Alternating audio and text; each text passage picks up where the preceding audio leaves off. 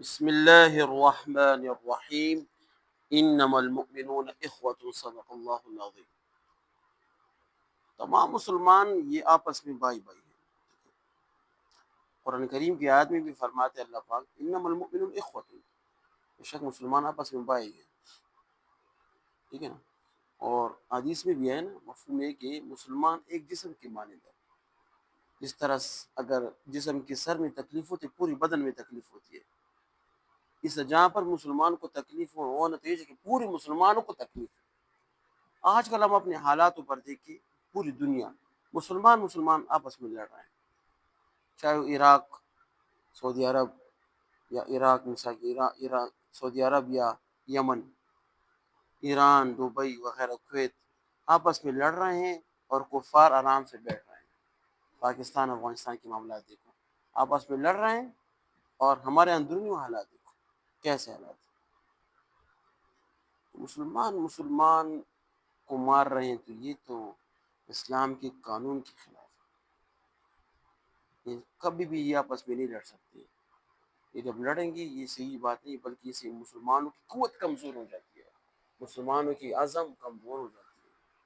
ابھی آتے اپنے ملک پر، 2-3 دن سے آپ آزاد کشمیر کی طرف ذرا دیکھیں، ان کے حالات کیسے ہیں۔ دونوں مسلمان ہیں، چاہے ہمارے ادارے ہیں، چاہے کشمیر کے عوام ہیں، دونوں آپس میں لڑ رہے ہیں۔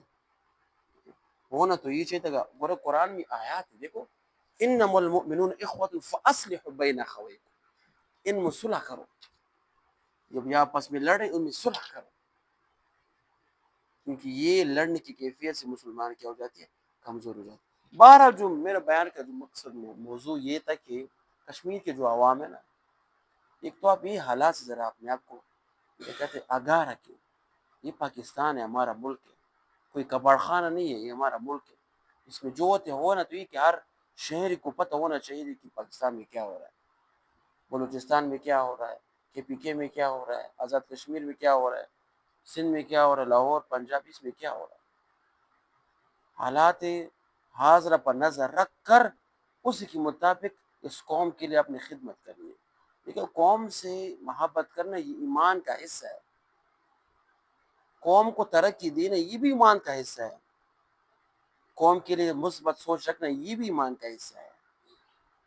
ابھی کچھ لوگ خراب ہوں گے، جیسے کہ اوپر اداروں میں کچھ لوگ خراب بیٹھے، اب اس خراب لوگ کی وجہ سے آپ قوم کو گالیاں دیں تو یہ شیبل، یہ صحیح نہیں ہے، یہ حب الوطنی نہیں ہے۔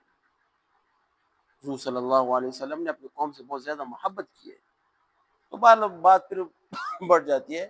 تو کشمیر میں ظلم ہو رہا ہے نا، ایک بات یاد رکھیں، ہم سب کشمیری عوام کے ساتھ ہیں، یہ بات تو مسلم ہے، آپ بھی ہیں، ہم بھی ہیں، ہمارے بھائی ہیں، ایک ہی ملک میں رہ رہے ہیں۔ 1948 میں جب کشمیر کو جو ابھی سے جو آزاد کشمیر ہے نا، ان کو پختونوں نے آزاد کرایا تھا، یہ پختون جہاد کے لیے گئے تھے، انڈیا سے جہاد کر کے آدھا حصہ اسے چھڑایا تھا۔ اب اس میں جو حالات خراب، اس مشکل حالات میں ہم نے کشمیر عوام کا ساتھ دینا ہے۔